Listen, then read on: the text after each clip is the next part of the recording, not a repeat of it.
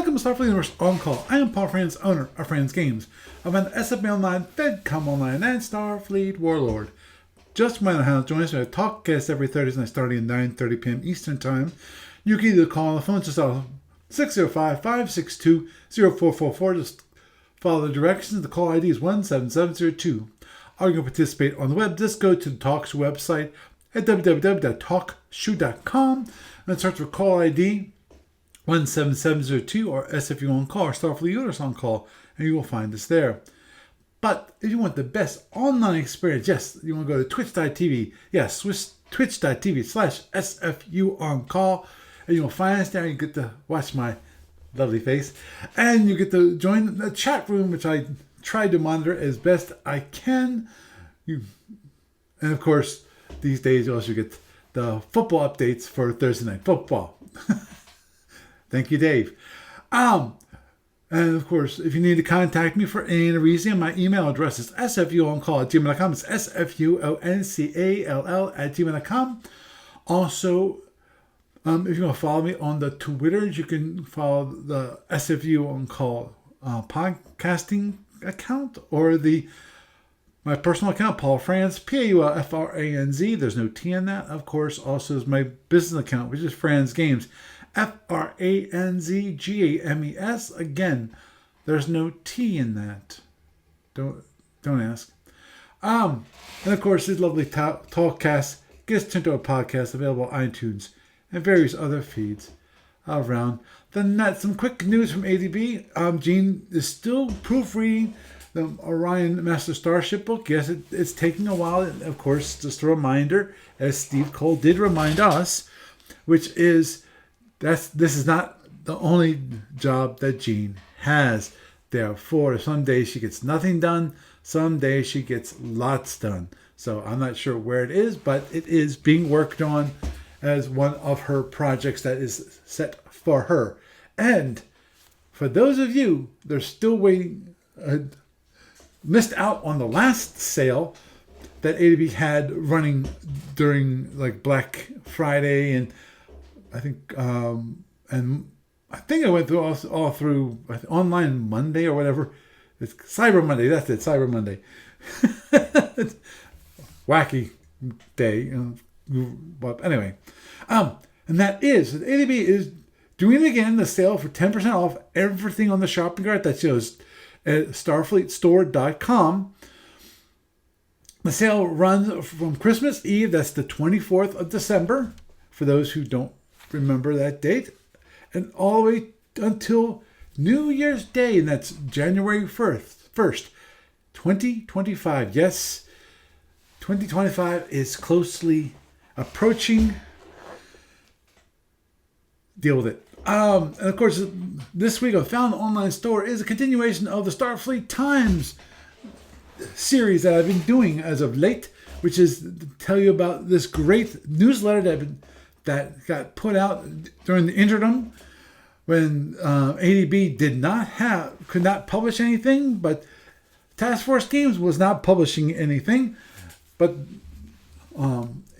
Task Force Games allowed ADB to actually put out a newsletter that actually you could physically get. It was really cool for the time, and there's certain ones I love.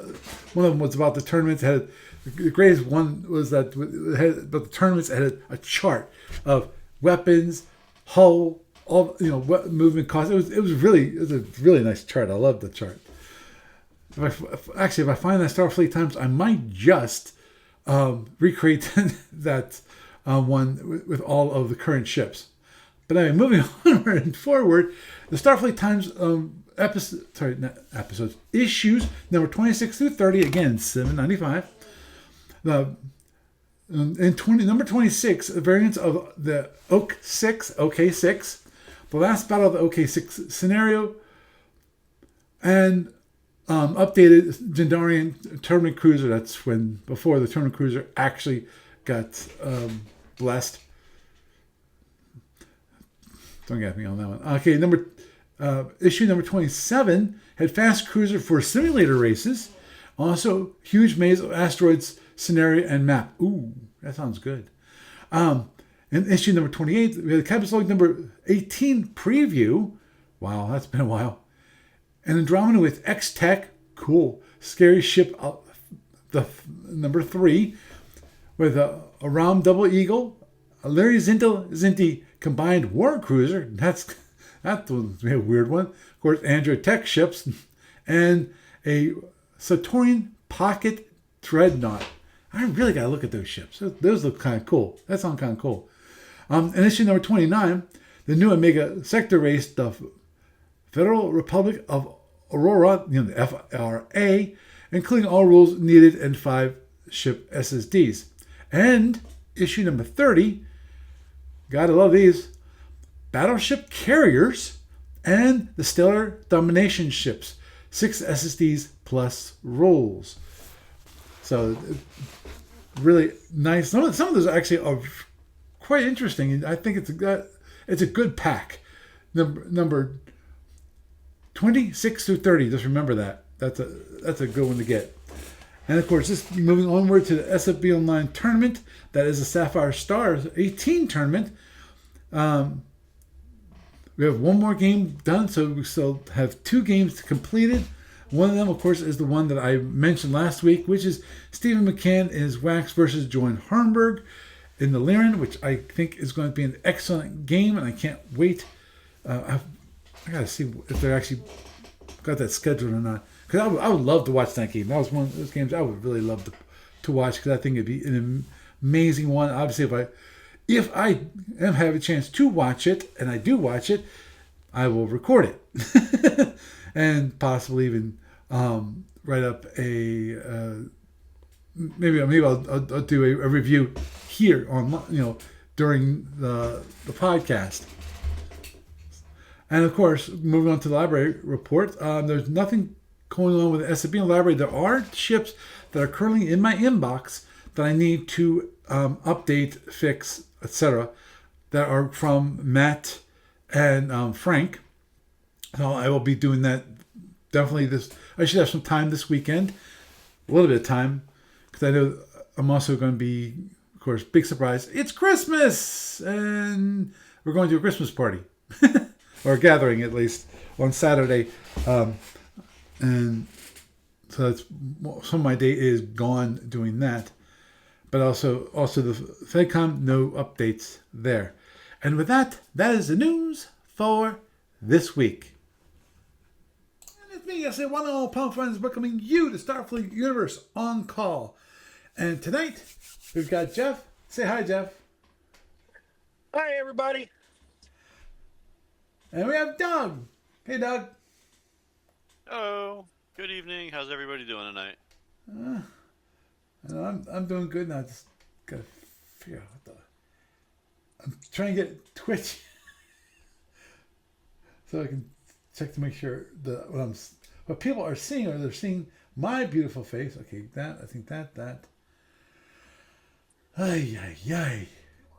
Oh. If I tried to run Twitch right now, my computer would not handle it. Oh, understood. Actually, the internet connection would not handle it well, because I've run it with Discord before, and it works okay. It's just the connection's choked up there. Understood. Which I wish you could watch this part of it, but oh well.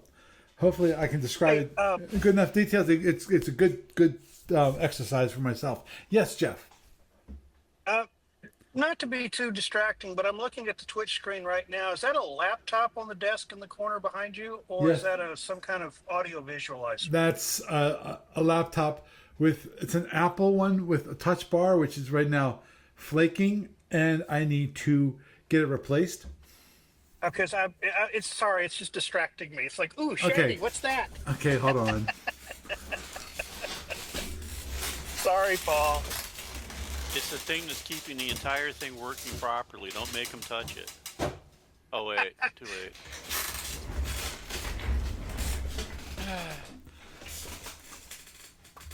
Hey, turn it around. Wonderful solution. Yes, I figured I can still do the flashy, blinky thing, but it's a lot harder to see. Yes. So, okay. Thank you. My ADHD will calm down now. That's fun. I was hoping most people could ignore it, but no. Since you're most people in this case.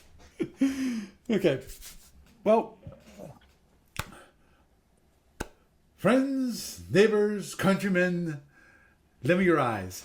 Again, just a reminder that my topic for tonight is going to be my awful game against the Hydrant in the Sapphire Star tournament. And I'm hoping I'll do my best to describe things to the podcast people that are not actually watching but listening. But obviously, this is one of those podcasts that you probably will want to boot up, start YouTube, and watch it there so that you can actually see the game board. I will do my best. But you know, there's only so much I can do in describing the board and what's happening. So hopefully you'll understand, and we will be good to go. So, Can I make an educated guess? yes. Does it involve us getting you a new icon for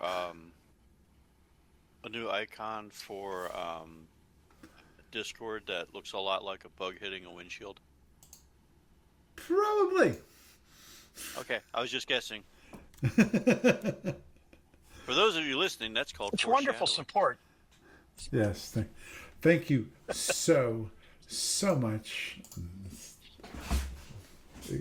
For those who are watching the video, ignore that. That was my OBS doing the whole. Oh, look, it's the OBS window till tomorrow. Yes, exactly. The repeating mirror, which is kind of neat. Or would that be an infinity stream? Yeah. Yeah. Oh, geez. Because I remember seeing that with like mirrors. You can do the same thing with mirrors, which is interesting. The trick to doing it with mirrors is to shim the top or the bottom just a little bit more than the other side, so it gives just a little bit of an angle to it, and it goes on forever. Right. Okay, well, this is gonna be my game. The Hydrant versus my Seltorian. The plan was one that I talked about many weeks ago at this point, which was to fly the ship as fast as possible and try to keep the range open as much as possible. That was the goal of this tournament game. It didn't work out too well. It's just a spoiler. But this is the show how not to do this. Obviously, I'm not sure whether it was the tactic itself that failed or it was just my use of the tactic itself. So we'll just have to wait and see. Okay. Right now, for you those who watching the video right now, it's just showing the setup for the game, and I started my first turn. Now, let me stop here just for a moment. Which is, I started the game with the particle cannons fully charged, as in 5 points of power, because I figured, okay, I can save power by using a little more power at the beginning. I can still get good, because I'm not sure, for those who can't see the screen, basically right down the bottom of the screen it shows you how much power used for the ship, and that is standard, activate shield 2 points, one for fire control and one for life support. Now, and then there's it's 4 points for housekeeping. Right, that's 4 points of housekeeping, and then additional 10 points of power used for the particle cannons. So that's 14 out of 40 points of power to start with. So I've got 20 6 points of power still to use. So if I do nothing else, which the plan was, don't charge the shuttles. Don't use any special shuttles because it's going to waste power. This is against a Hydran, and since it's a Hydran, any quote unquote seeking weapons are the fighters, and so it's kind of pointless to do the Wild Weasels, especially he's got a 2d6 weapon, so the offset really doesn't help as much in my mind versus like a photon. So EW is kind of pointless, and the idea is not to stop. That's another reason not to do that. So moving onward, and then then for my speed plot. I started with 17, and then on impulse 18. Stop. Boop, boop, boop. Give me a sec here. Let me just back it up just to here. There. At impulse 18, it goes speed 24. So I slowly start into the middle of the board, and then I have a faster speed at the tail end. Therefore, give me a little more maneuvering for the tail end.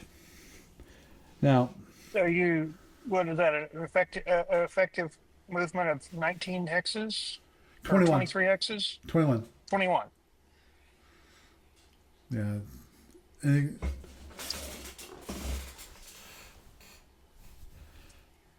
adjusting the configuration here for those on the video, and including the chat room. For some reason, the chat room was not working. So on the separate floating chat room, so I killed that. He started with speed 17 also, which is interesting. Actually, with 17, and I'm not going 17, I've got turn mode of D. He has turn mode of C, so I always have to move first. So, now, a slow Hydran at the start of a match is a bad sign. Yeah. Now, he starts at the bottom, I'm starting at the top. We're both 17. Now, I remember how he starts, which is he's on the bottom. At the moment, the very beginning, he starts we're going straight. Go straight towards each other. Then, and I start to side slip towards him in the middle of the board. As soon as I start side slipping, he turned to the right. In other words, he turned. You slipped in and he turned away. He turned away towards the right hand wall, because I'm coming down straight down from the top. If you're looking at the board right that way,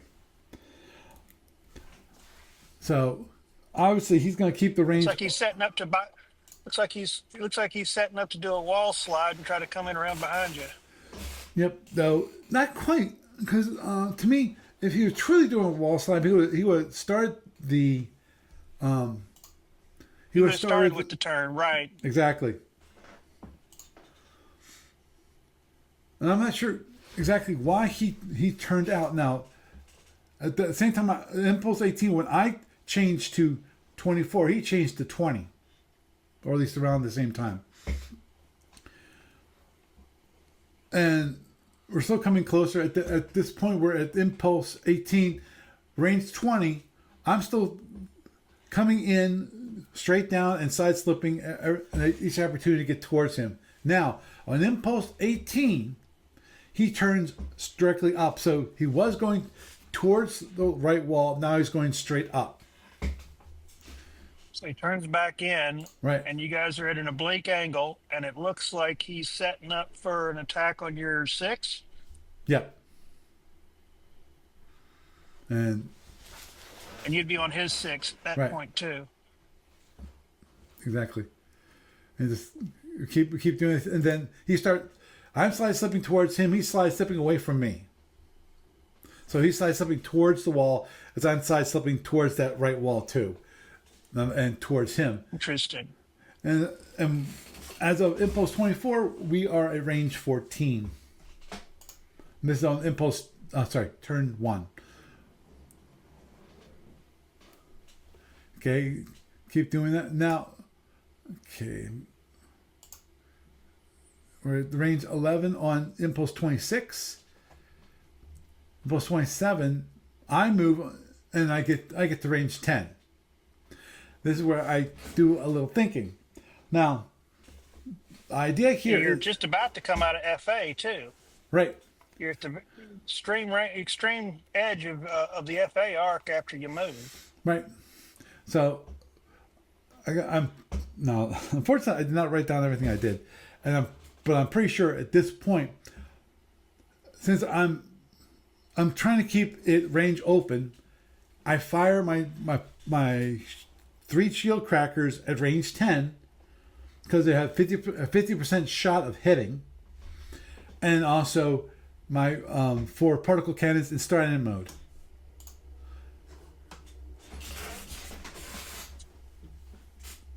And yep, yeah, I forgot about this.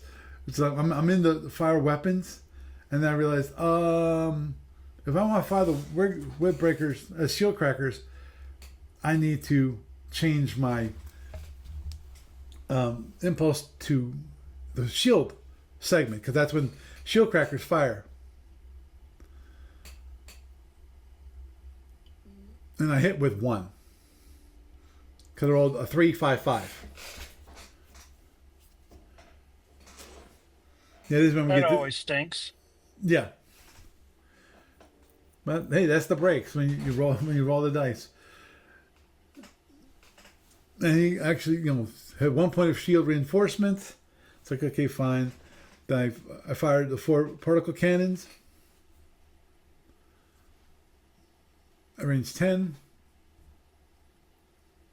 Yeah, we had a quick discussion about how shield crackers work when it comes to shields and can you reinforce and so forth. Then Neon Pico came in and quoted the rule, which is E16. So what did he do? Bounce 3 of the 4?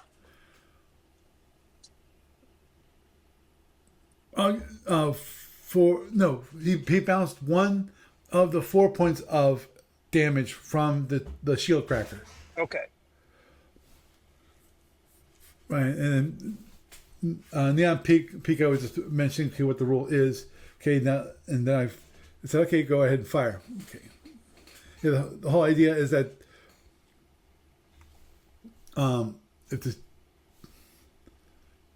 shield cracker knocks down, okay, then fortunate for me, the 3 particle cannons hit. So it's a 2-2-5-2. Weird rolls, but okay, it is what it is. Right. So that means I got 3 points of damage for each one. So that means I got That's another 9. Another 9. And he did no reinforcement then, so his shield number 6 is at 18 points.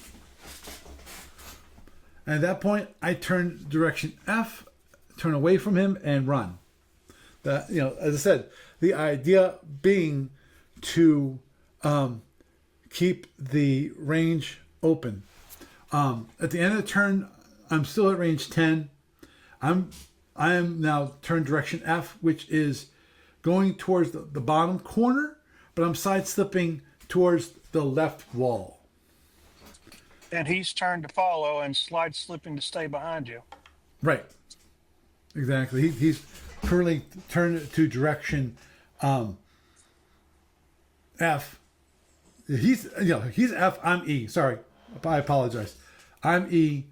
He's F. So he's going up, facing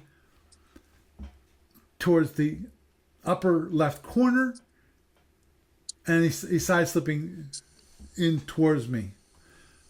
And then we go through EA again. for turn 2.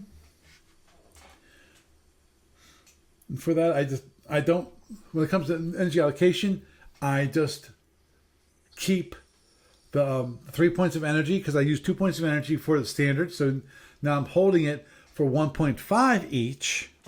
So instead of costing me 10, it's costing me 6. So I got 4 more points of energy.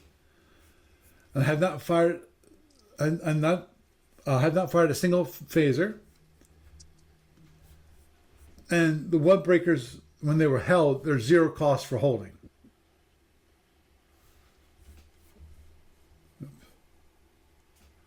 But you fired your web breakers, so you'd have to either charge them back up again, right? Yep. So for the turn, what I do is a flat 24 speed plot. So I'm using 24 points of energy. I put 4 points of reinforcement to shield number 5 in case he hits me on my rear shield, so I can have a little bit of reinforcement there. We start the turn. I'm speed 24. He's speed 20 still. I didn't, just to let you know, I did not charge any of the shield crackers this time. I'm trying to get my speed up, so I'm trying to not charge any weapons what I don't think are completely necessary. And I don't feel like spending 6 points of power to recharge all of the shield crackers is prudent. So I don't charge any of them. Yeah, you got to cut and run. Okay. Try not to give his hellbores a really good position to fire up from. Yep. Then I decided to head down to the bottom of the board. I'm trying to keep the range open as much as possible. So that's why I turned down to direction D, so that I can, if he follows me, I can get down to direction D. I can turn back to direction E and come around. The idea being to keep the range open as much as possible. So I figured staying in direction E, I'm just going to run out of room against the wall or against the corner. So I figured it's best if I turn back to direction D. Hopefully he would follow me towards direction D and not just keep going like in direction F towards the corner, towards the upper corner. Well, if he's going to close before he fires from that position, you've got a ways before you can force him to either change his direction, fire, or do something else. Yeah, right now he's okay. This is at impulse 5. He's down to range 9, so it's not an overloaded range quite yet. Okay, then we have to wait for a little bit of time. Boss was pinging him, so. What? His wife was calling. Still here. Yeah, I do think that turn to D might have been a poor idea on your choice. So you think you probably should have continued running from the far corner, and to keep the range open. But turning D, you allow him to come in, and it looks like he does finally make it to outside of overload range. And does he hurt you here? No.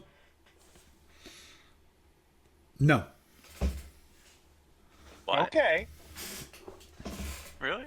Really? Okay. I'm pretty sure it doesn't. He's thinking about it. He calls for we're doing just for those of you who have not played SFU Online. There's 2 options when it comes to calling. One's call for fire. Don't get me started on pure impulse activity versus call for fire. We had quite a heated discussion about that at some point in the past. I still have an archive of said discussion. I've not read it for a long time, and I don't plan to. It's just one of those That's pieces. okay. Keep your blood pressure down, Paul. Yes, exactly. Back to the other thing about getting your butt beaten. Come on. Right. So Yeah, back to the bloodbath. so for this game, pure impulse activity, because he likes it. He prefers it, and I prefer it. But, It's the way the game's intended to be played. right. Oh, I agree there. Jeff, Continuing on. Jeff, you and I agree This is a good 100%. Don't worry. Oh, good. Good. I don't have to beat anybody into Come on, you're submission holding on up the the breaking opinion. of the bug. Oh, trust me. At one point, I was Right. I was working on the pure, what I call the purest implementation of activity. And I didn't get around to it, which is Didn't you say you were skipping that part? what? I thought you said you were going to skip that part. Yeah, I should because that was a Blood long pressure discussion. roll. I actually was implementing like 2 or 3 different ways of doing impulse activity. So I'll let it go like that. So what he did, instead of firing at this impulse, actually he was at now range 9 on an impulse 7 because I forgot he had the slide slip. I side slipped. He moved and I side slipped, so I got up to range 9. He launched his fighters. Now, one thing he does is that he actually tractors them and drags them along. Okay. Both tractors. Yeah. And he's not doing 31, so he can get away with it. That's Yeah, typical hybrid thing. he Well, hasn't and he hasn't you tractored don't have to yet. worry Right now, about getting- right now they're independent still. And But- you're safe from being tractored yourself now. So you don't have to worry about getting anchored. Correct. Okay, impulse 10, I turn out to direction E because he actually turned to direction E himself. So he's basically doing what I wanted him to do, which is I wanted him to chase me. And the idea being is that help keep that range open. And then turn to direction F and come around and trying to keep that range open as long as possible. That was what I was trying to do. Unfortunately, the problem is that I'm pretty sure that when I turn back to direction F, which happens later on, what he does is he turns to direction F, and at that point, if I keep going direction F, he goes F, I have to turn direction A at some point, and then close the range at that point. Yeah, there. Okay. Ooh. On impulse 11, he actually tractors his fighters to keep them with him. Right.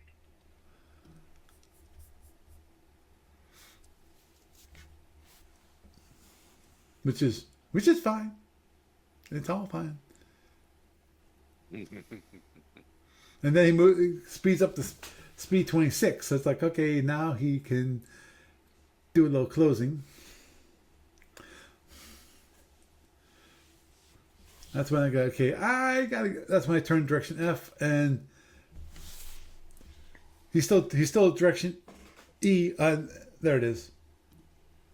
That's me. Sorry. He's side slipping out. At this point, I'm not sure why, because at this point, he should be able to turn up. But this Just because he can doesn't mean he wants to. Yeah. Impulse 20.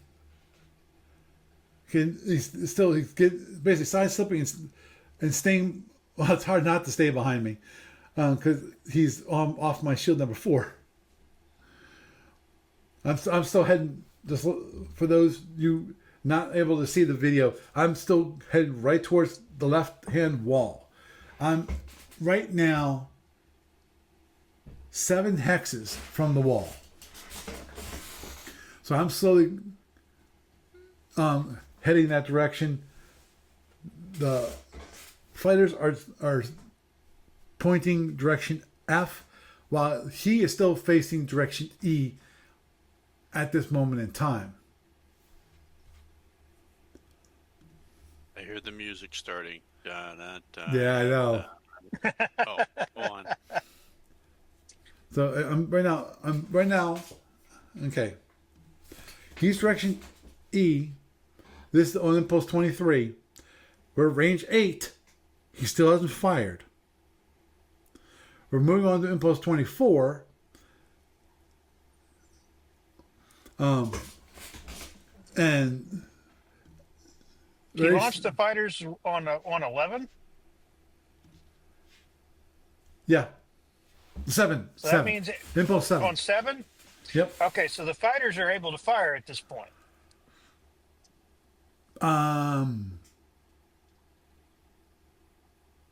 Yeah. They could. Impulse 24, Steely Dan, which is the hydrant ship, he turns into direction F, and now he's directly behind me, range 8. He's off shield number 4, directly aft, off with an offset of 2.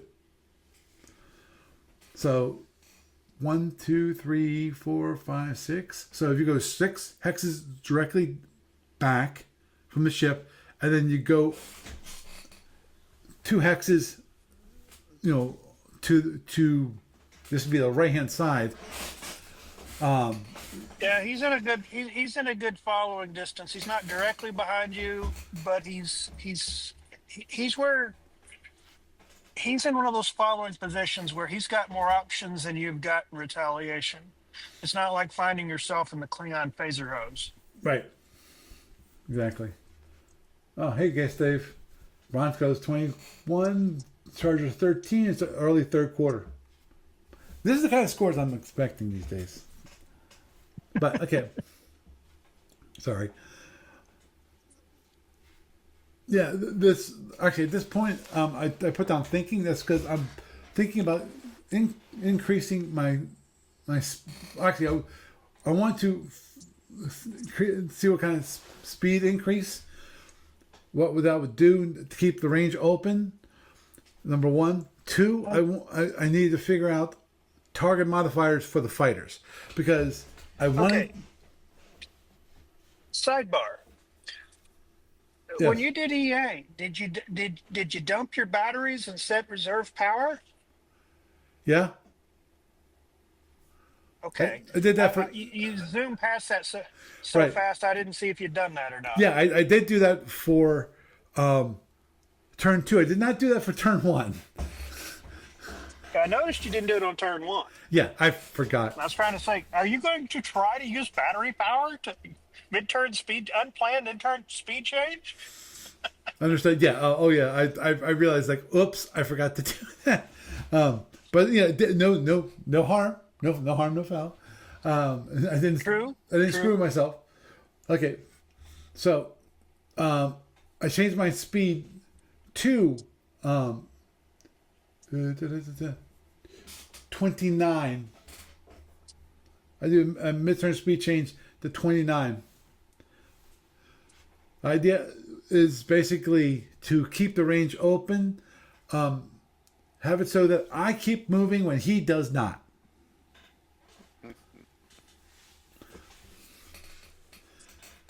Actually, what's beauty is later on. But okay, now here's the fun part. We're now impulse 26 of turn 2, range 7. Activity decision box comes up, and I decided I'm going to fire my phasers at his fighter, one of his fighters. I want to kill one of his fighters. Range 7? Range 7. That's Right. how many phasers can you chuck at him? 4. Yeah. Right side and But it FA plus R. That's very nice. it's worth it to think because if he batters down a shield and hits you with the Hellbore, you're probably going to lose one, maybe two phasers, and Especially, you don't have and the bug doesn't have any phaser 3 belts, so it's all phaser 1. and they're tractored. Cripple a fighter, poof, it disappears. Yeah, There you go. yeah, there is that. If you're lucky on There your is that. Now, the problem is the Hydran got antsy and went, "Oh crap! My fighters! He might hurt them." Rotated and landed those suckers in on that impulse. Oh. Okay, all right. That smells of shenanigans. It's like, no, That's just too convenient. That's just way too convenient. I want to kill It them. was a lucky guess. Yeah. That sounds like a lucky guess. Yep. So I went, okay, fine. Okay. Yeah. No, I go into the next impulse. I go straight. I'm now right. He's got me center lined at range 7.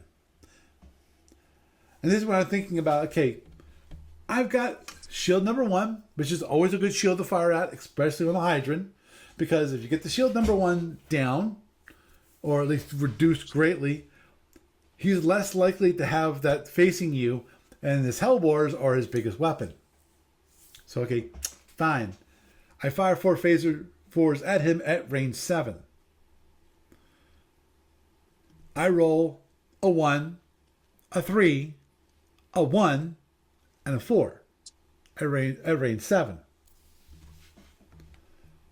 Okay. And that gives me 13 points of damage against the shield number 1 with no reinforcement.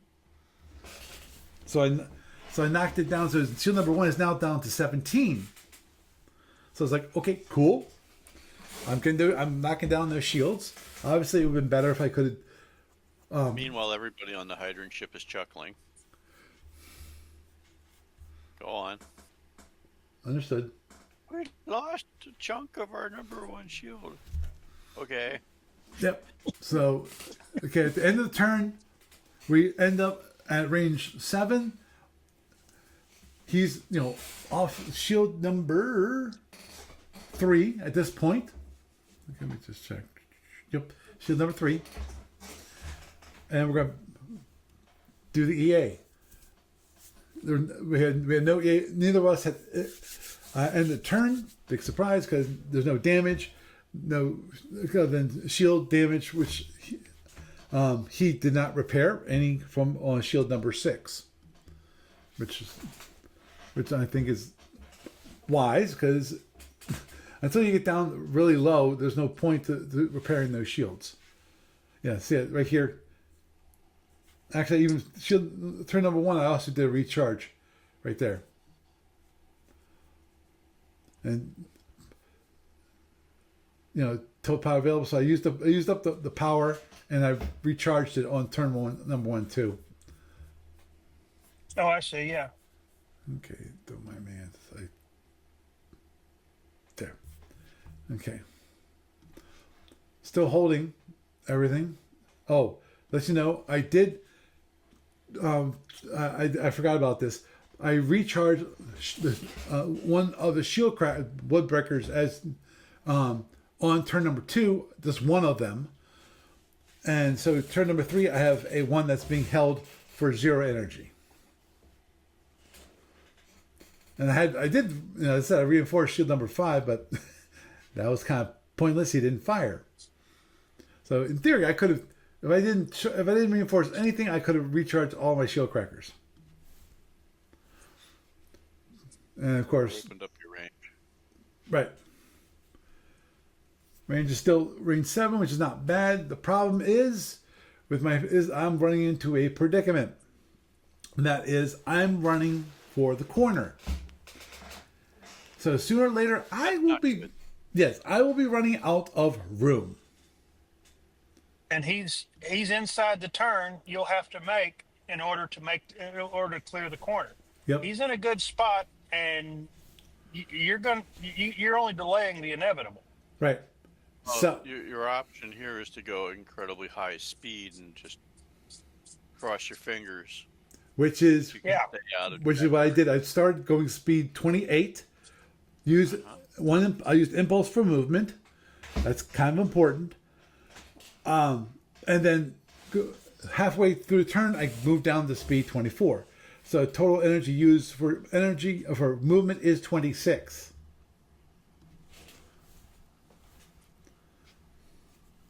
Okay. And I reinforce shield number 3 with 2 points of power. Submit that, and then okay, I'm ready. I'm waiting for him. Okay, he's ready. He announces a speed of 30. No. Yeah. I suspect he'll be going a lot slower later in the turn, but Yes. I was just thinking in my head before you said that.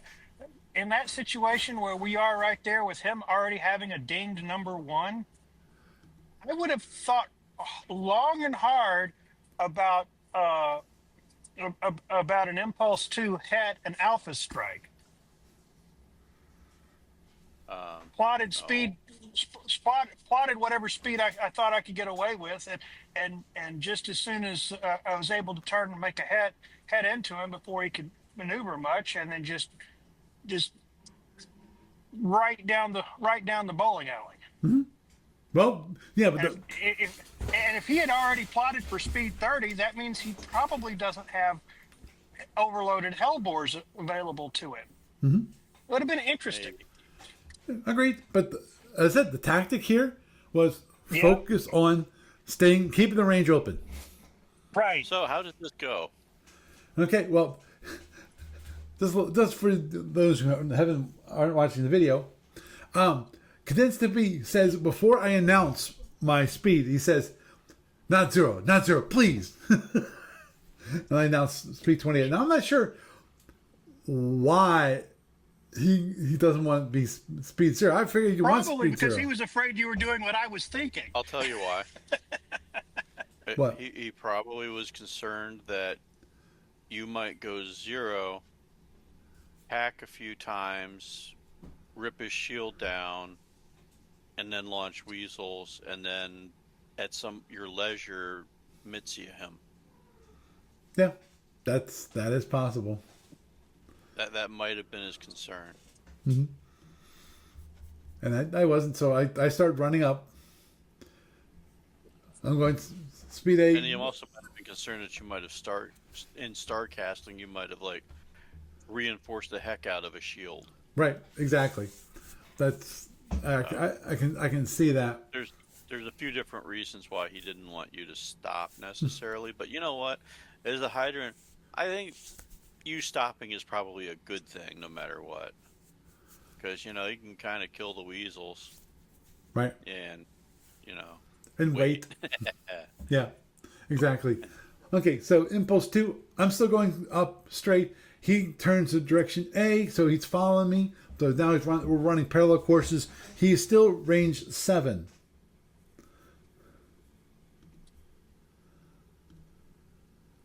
Are you on his number 1 still? No, I'm off his shield number 6. Okay. Because I'm right off his oblique.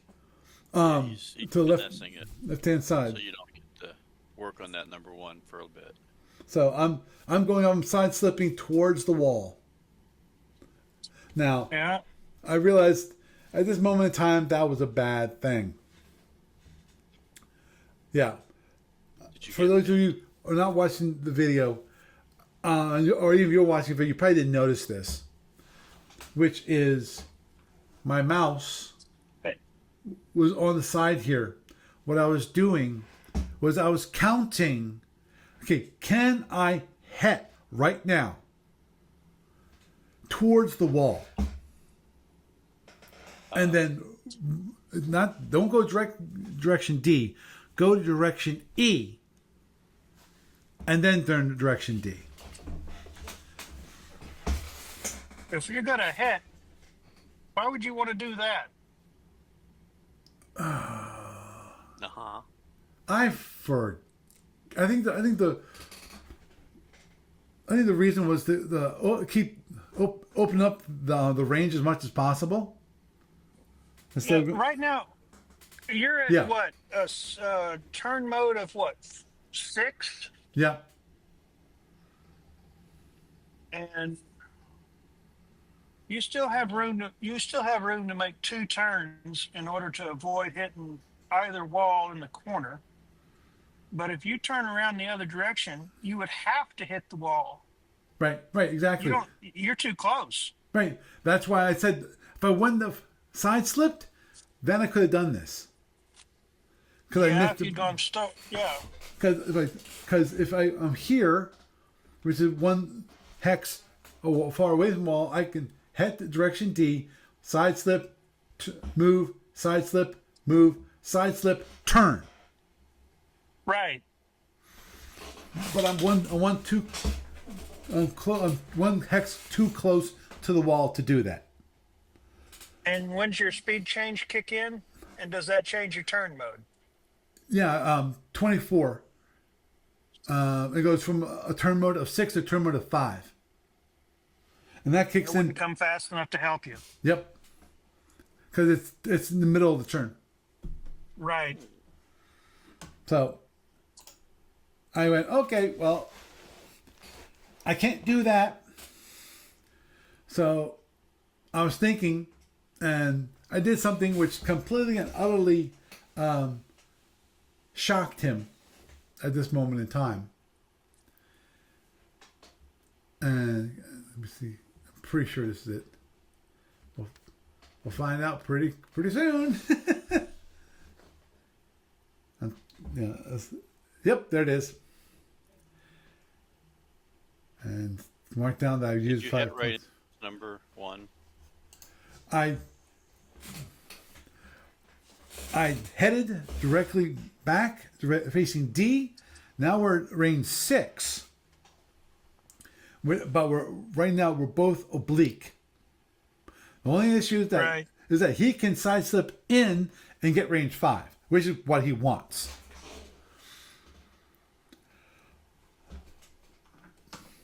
But does he slide slip in and give you a chance to use your offside phasers on his ding 6, or does he move forward and deny you his number 6? We'll see that. The one comment he said he did not account for me being able to do a speed 28 het. Yeah, because you used impulse. Yep, that's why I used impulse. Surprise. Okay. Yeah, he was saying thinking. And actually, he goes directly straight up. He does not side slip in. So he maintains a range 6, which to me was a shocker. I expected him to side slip. Well, I don't know why it shocked you so much. If he's got this much power into a speed 30 run for this part of the turn, how much power does he have for heavy weapons? True. We'll find out in a minute. Yes, we'll find out very, very, very soon. So I decided, okay, I'm going to fire at his shield number 6, my wonderful and beautiful phasers, because we're out of FA arc for both of us. So I fired 4 phaser 1s. I get a 2, 3, 5, 5. That's 8 points of damage on shield number 6.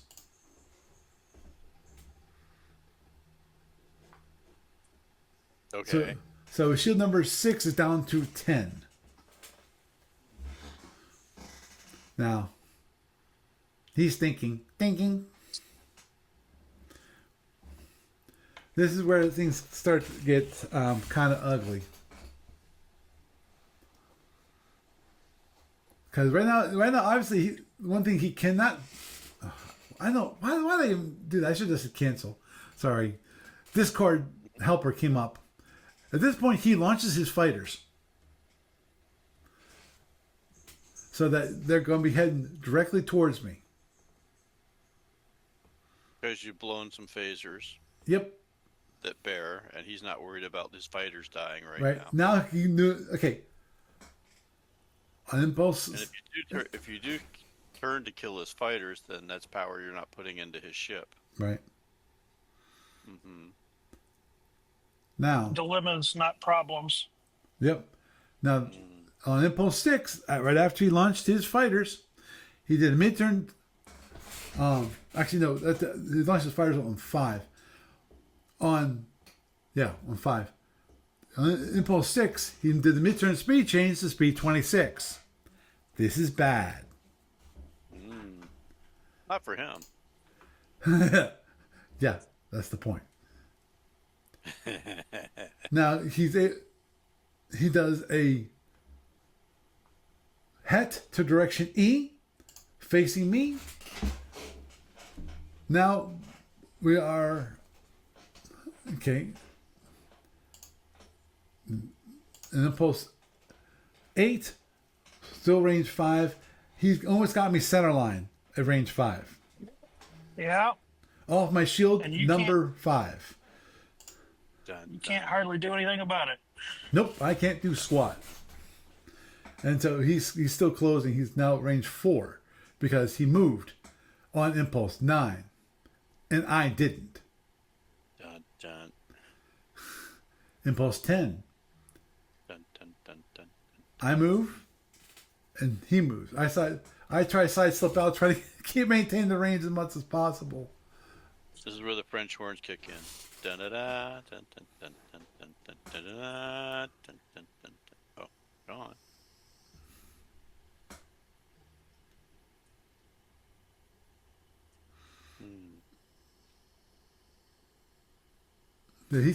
So he decides to side slip behind me. Yeah. So I'm still range 4 because I go, instead of side slipping, I go straight because he originally went straight and I side slipped out and he went, oh, wait. And then he said he was going to rethink the move. Okay, fine. No problem. I backed up. He backed up. And then he decided to side slip to his right. So he is range 4, not center line. Yeah, you're dancing to stay off the center line and managing to do it so far. Yep. And actually, it doesn't help.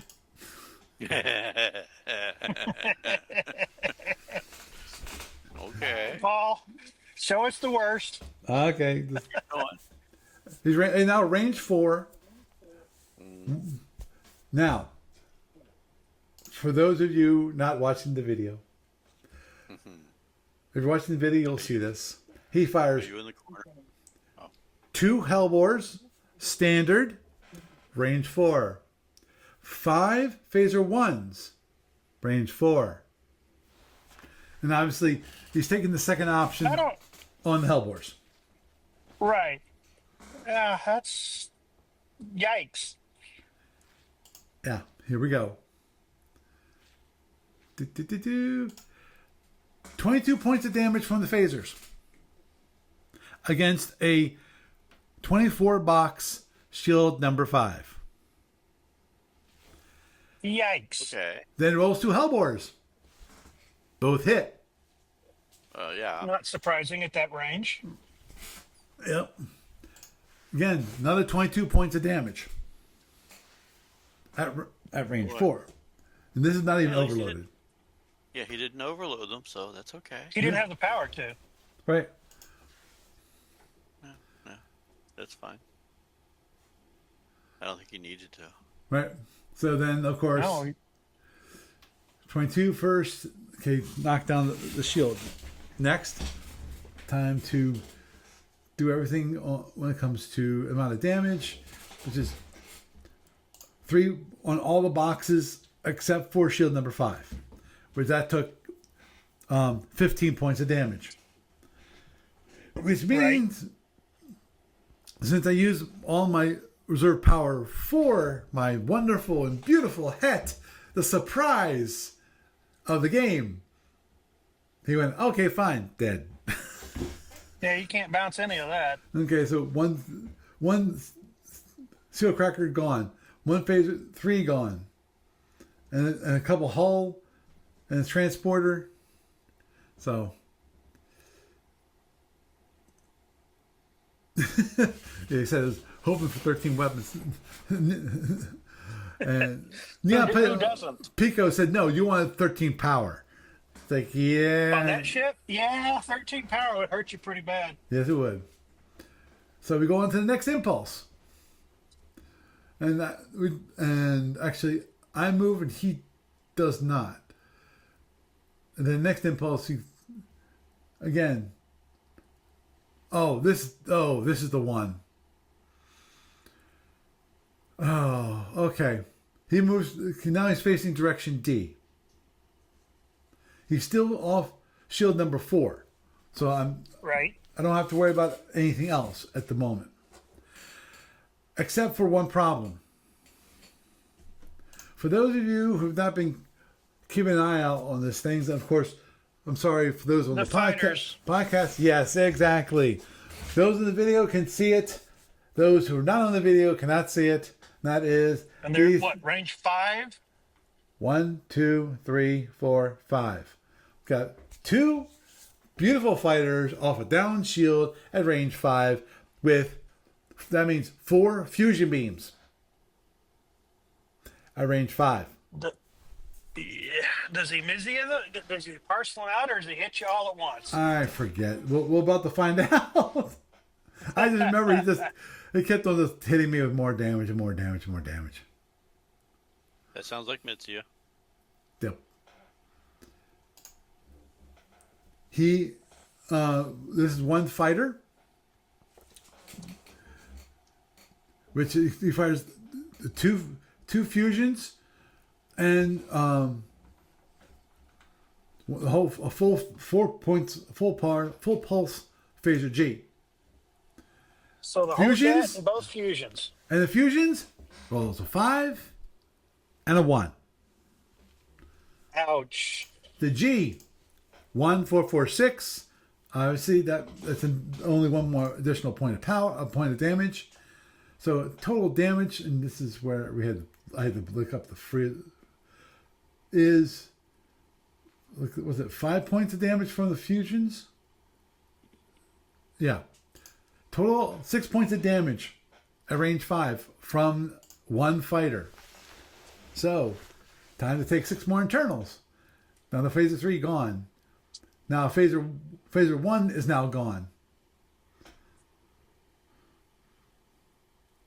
Ready. Go on to the next impulse. I move straight.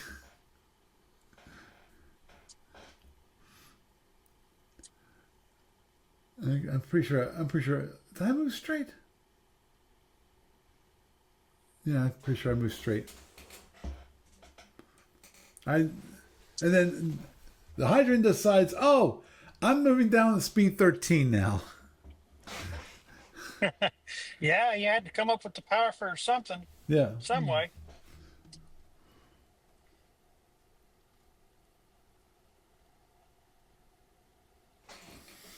And then what happens? Fighter number 2. Another alpha.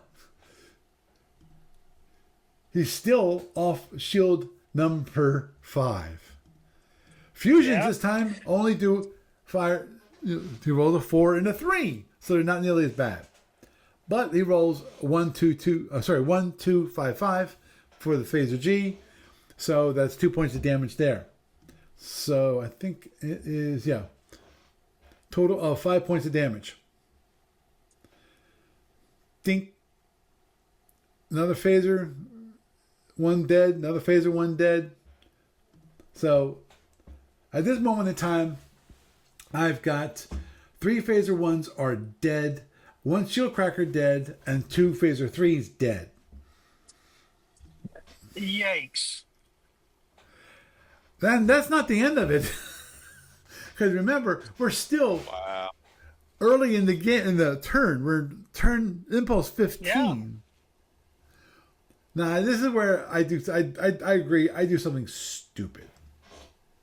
Okay, right now I'm moving speed. So direction D. So he's still off shield number 4. I moved down the speed 24, and he said, "Yeah, wow, fast all turn, yeah." Then he moves, changes to direction C. And I slip out, trying to make sure maintain it on shield number 3. Then he lands his fighters. So they're all safe, tucked away in their little fighter bay. And I keep going straight down. He's still 13. He's side slipping towards me. So he has a range 6. He's almost directly off number 4 shield, but off by 1. Right. And we keep rolling. I'm speed 24. Okay, I keep going. Okay, run. Now I side slip out. So now he's directly behind me. The next impulse, I go straight, and again he's range 7. Again off the shield by 1. Now this is where I do something stupid. This is truly stupid. Impulse 24. I turn to direction C. Oh, dear God. You gave him the open shield. Yes, I did. At range 7. Yeah. At range 7, you gave him an open shield on the side of his ship where he still has weapons. Yeah. And what kind of weapons are they? There are fusions. Oh, fusions. Oh, okay. Well, he's only got what, 4 of those things, right? Well, Yep. He did. And he rolled a 3 and a 1. So we got 6 more points of internals against my lovely ship. This time he knocks out a particle cannon, another phaser. So now I got 4 phaser 1s are now gone. I got the 2 phaser 3s are gone. I got 1 particle cannon gone. And of course my shield cracker gone. Wow. Now don't remember. I'm seeing a lot of red there. Yeah, remember Bleeding out. my dear folks, he still has weapons. Yeah. Wow. He just turned to face Turned D. in on the center line. Oh, God. And Center what did he line. do? Fires 2 more fusions. He just mitzied you to death. Roll a 4 and a 5. 2 points of damage. Still. Bing. Another shield cracker gone. And an APR. Hey. Wow. And I'm running. And he's thinking,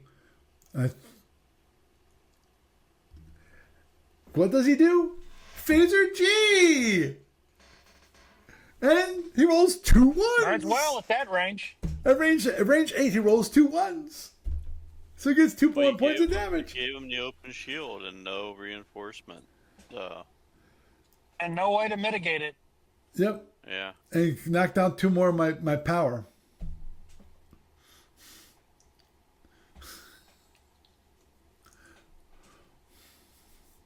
Yeah, that hurts. Yeah. Oh yeah. As I said, that was stupid. That was moronic. I'm not sure. I probably should have just kept on going. Yeah. Okay. You don't ever want to show an empty. You don't ever want to show a down shield to an enemy outside of around 16, 18 inches, 18 hexes range, unless they got disruptors, and then out to 22. Yeah. Yeah. So at You this, can help it. yeah, at this moment in time, basically the game is over. I've not conceded. Okay, let me do one. Let me go just a little further to EA because I just want to do one thing, which is at this point. Okay, you can see here on if you're watching. I've got 4 phaser 1s gone. That's that, and 2 phaser 3. So half my phasers are gone. Wow. 1 particle cannon, gone. 2 shield crackers, gone. Got all my aft hull is gone. I've got 4 warp is gone. 2 APRs. You lost. Yeah, you've lost a bit of power. So how many internals has he taken at this point? 0. Yeah, Just shield damage on him. Yep. Oh yeah, I know. Yeah, I was just. It was a rhetorical question. Yeah. At this point in time, I've got a total of 34 points of power from my original 40, which actually overall that's not bad. I gotta go downstairs for a second. Okay, I'll be right back. Sorry. that's fine. So at that moment in time, I'm not willing to give up, but looking at it, It's not looking good. I'm Not looking good. yeah, I'm toast.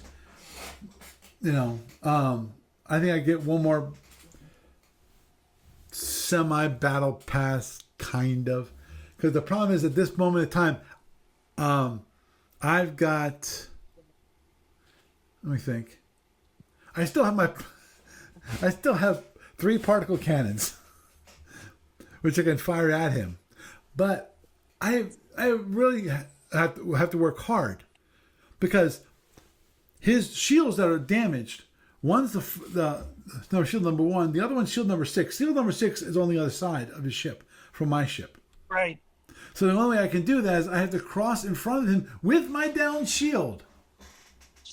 Yeah. Actually, And you don't have the you don't have the room on the map to turn around the other way. yep. And I'm going to end it here because for the most part the game's over at this point. Yeah, go ahead and fast forward to the good spot. What happened? How much more action is there from this point? Okay, let me.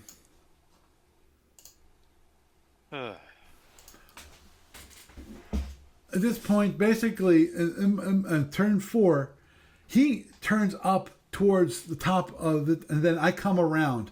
And actually, let me see if I can go back here.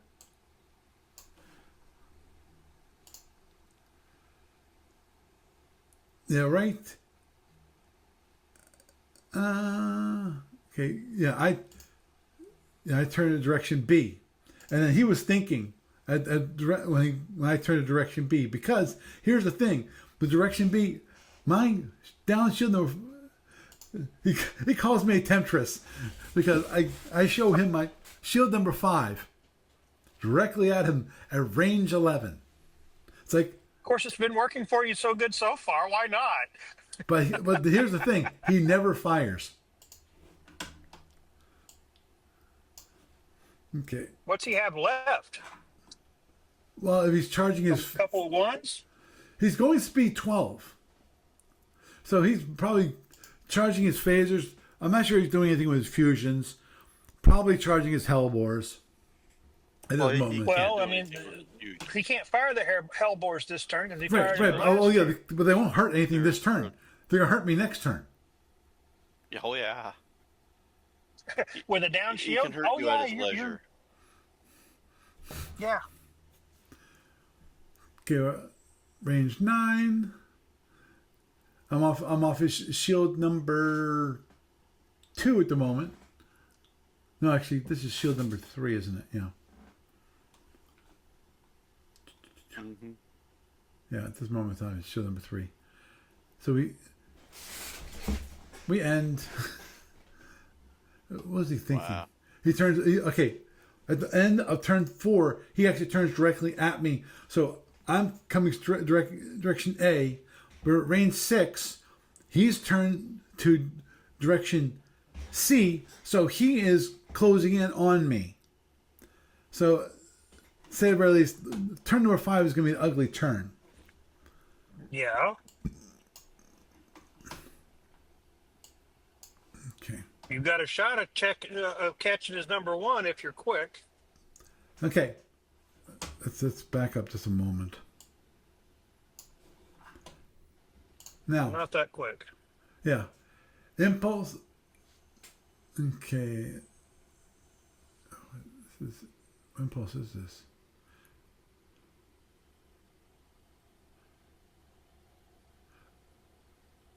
Something happened. And something. Oh, this. Oh. What?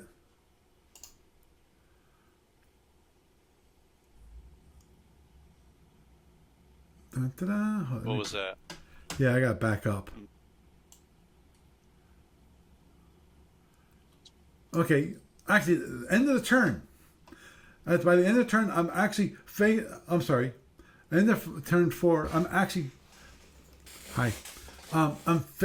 We're actually. He's off my shield number 2, and we're kind of heading towards each other, almost off each other's oblique. Right. And then he's thinking at this moment in time, because we're range 5. Hi, Mad Jack. Okay, he moved. So now we're range 4 at the end of turn 4. Okay. Setting up for a Impulse 1 Alpha strike. Yeah, basically. Because Might as well.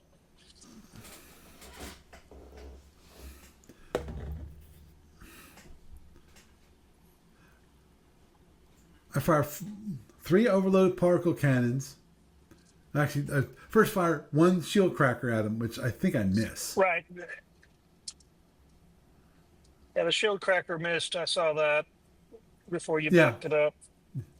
Yeah, it missed That's the about roll par of for the 6. course on this one. Yep, and then particle cannon. And I got 2 phasers that I can fire, because that's all I have when it comes to the phaser capacitor.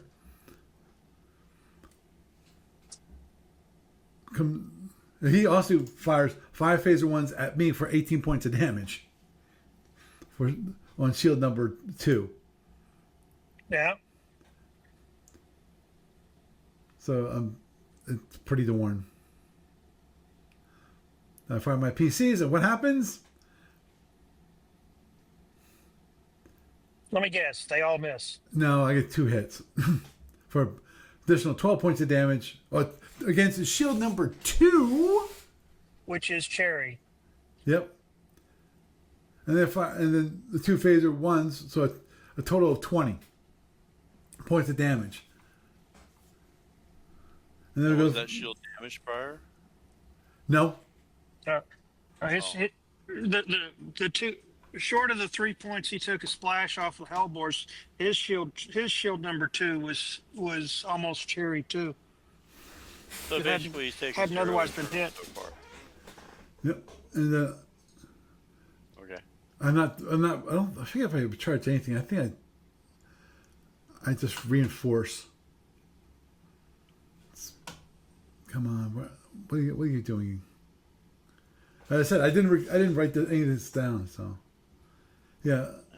Okay.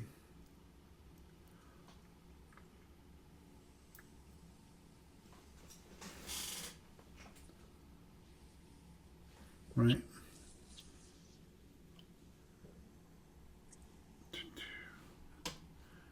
Come on.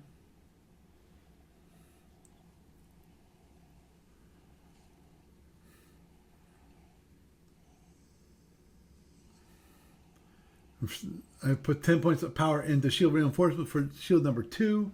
I put 2 points into my phaser bank. I don't charge my particle cannons at all. I'm going speed 24 still. He's going speed 0. Big surprise. Big surprise. I see 2 fully overloaded Hellbores in your future, along with probably 4 fully overloaded fusion beams. Yeah, I fired 2 phasers at him for 9 points of damage, which hit no reinforcement. And he fired 1 Hellbore at me. One overloaded Hellboar, range 4.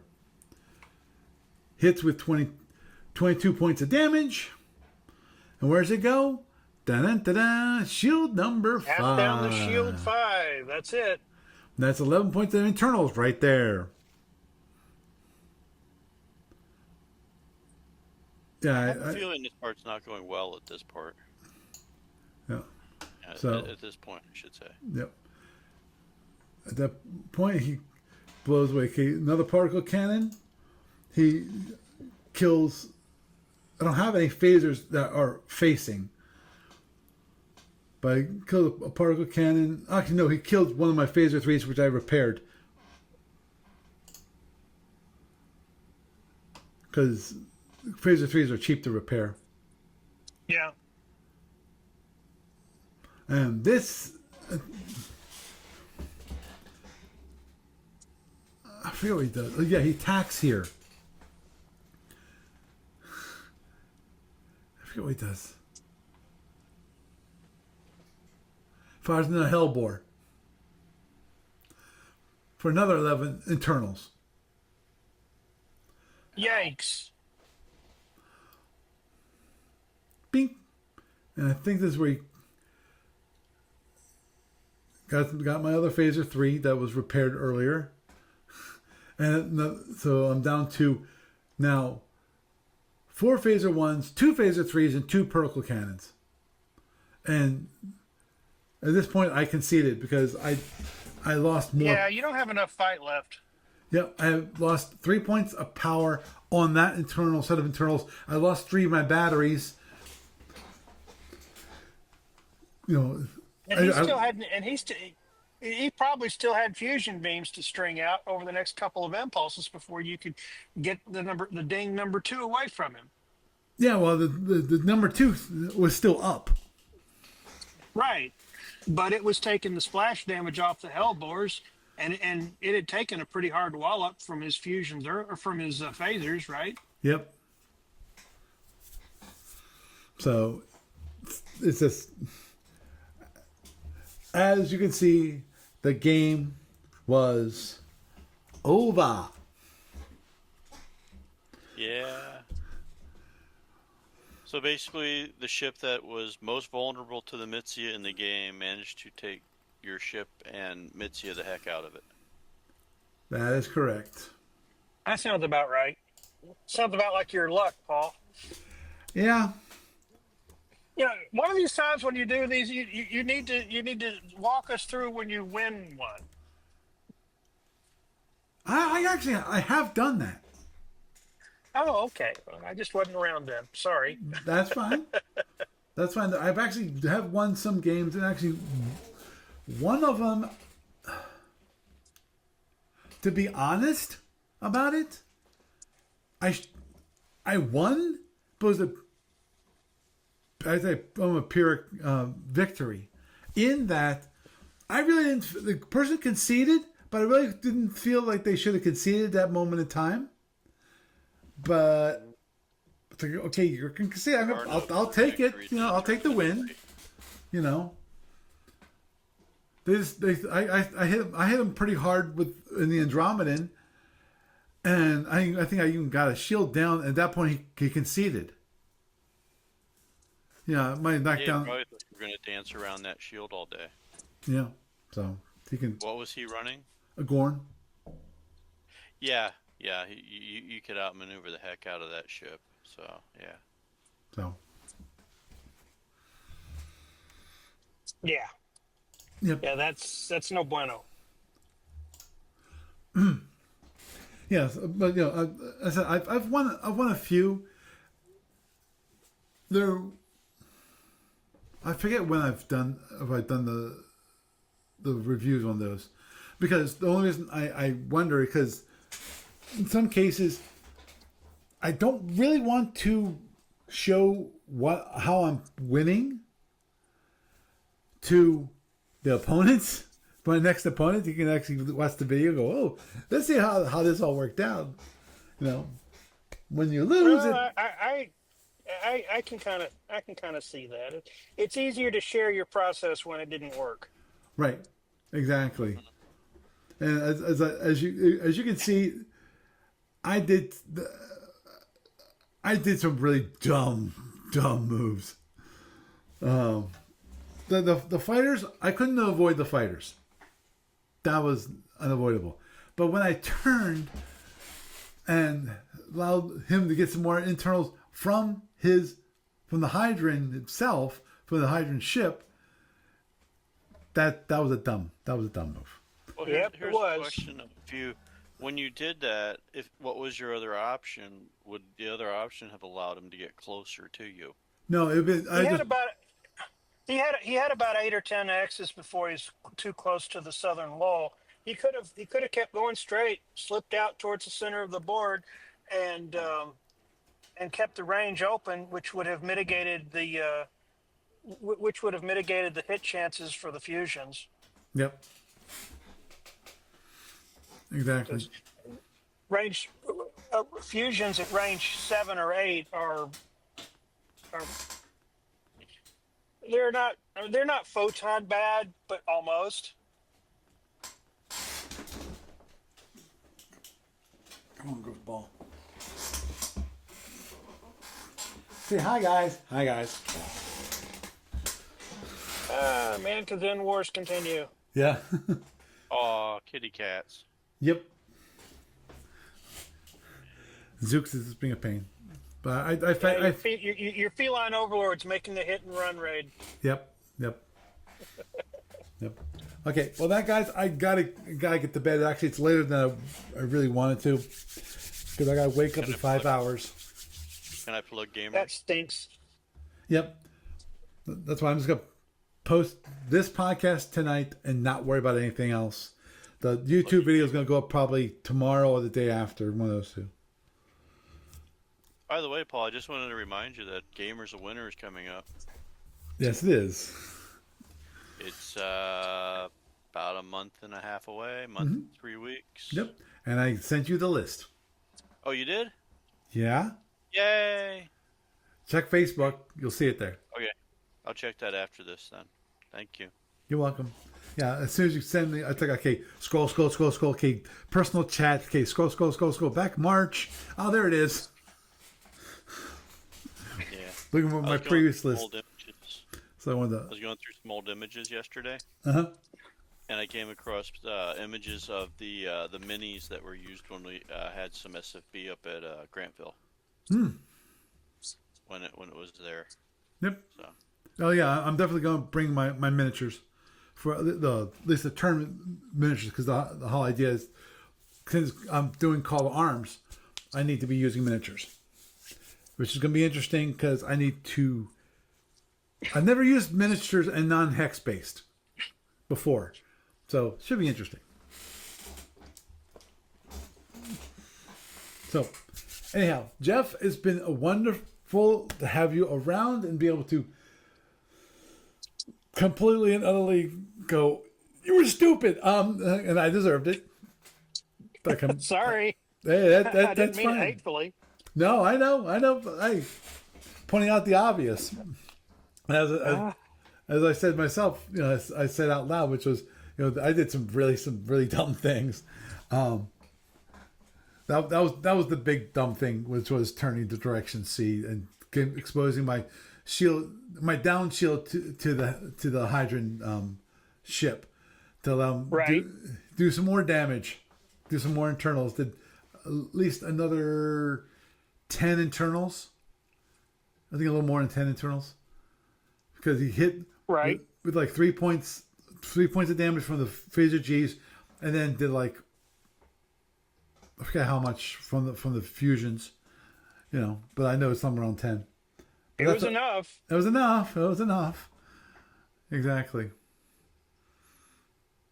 I'm not sure what, after I was in that position, I'm not sure what to do. Because that's one thing I really, that's one thing I guess it's definitely hard for me, which is when it comes to help Hydrants, I'm usually facing them in the Andromedan. That's easy to do. 50% in the front, 50% in the back. Okay, we got it. We're all good. with shields, they go down, and that after the shield goes down, because the problem is you have to stop a shield from going down with a hydrant, because otherwise what happens is they keep on finding hellbores and they keep on hitting that down shield. Right. You know? Yeah, and they'll just keep dinging it. And you can reinforce it. You can repair a little bit of it and then do some reinforcement, but you're still going to get internals through that shield every single time. Yeah, last time I was in Sapphire, 2 or 3 Sapphires ago, I was in the Zinti, and it basically inspired me to a desperation move, which was to turn away, drop my number 4, and try hit and run. Mm-hmm. Uh-oh.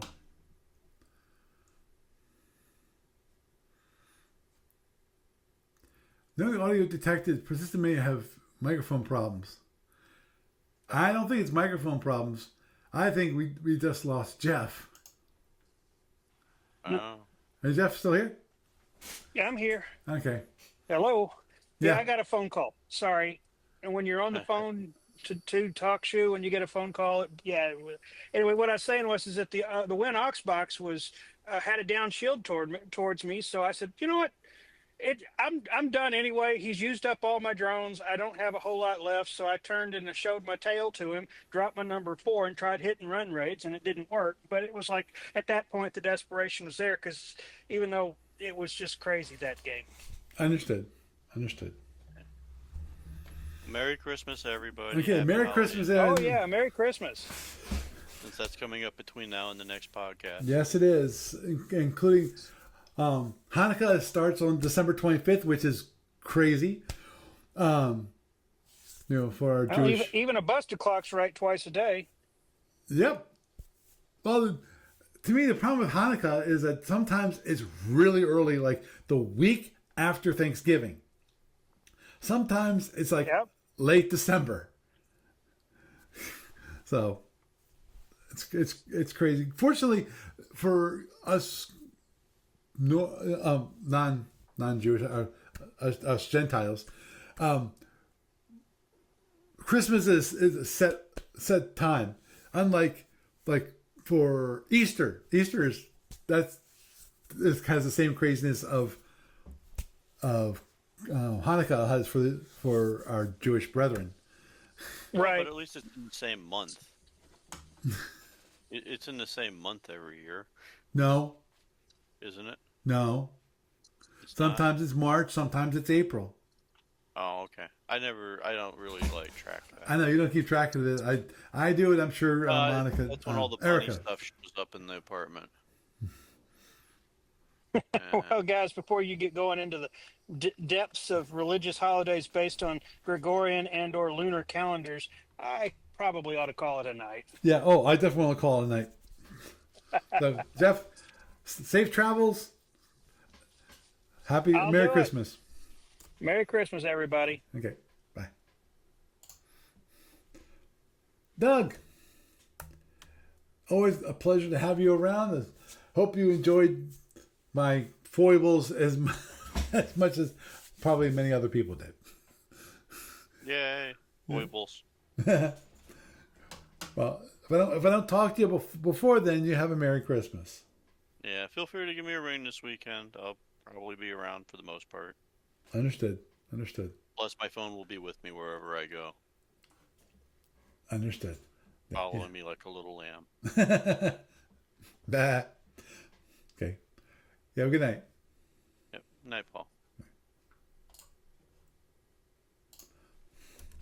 So, I hope y'all enjoyed seeing the disaster of the game that I played. Obviously, the tactic did not work out, and not 100% sure if the tactic can work out against a Hydran. As I pointed out, I've not played against the Hydran that much, especially when it comes to ships with shields, and how to handle that. Well, not even the Hydran, the Hellbores. I rarely fight against a ship with a Hellbore in it. It's and actually have a ship with shields in it. Usually, I'm in the Andromedan, and I know how to deal with hydrants in Andromeda, and that's relatively easy. Now, not relatively easy. I know how to handle them. It's not that I might not win, but at least I know how to handle the Hellbores. Lord knows the current incarnation, it does not do well against the Hydran. Just because of getting rid of that energy it's a tough time. But anyhow, I am Paul Franz. I bid you a good night.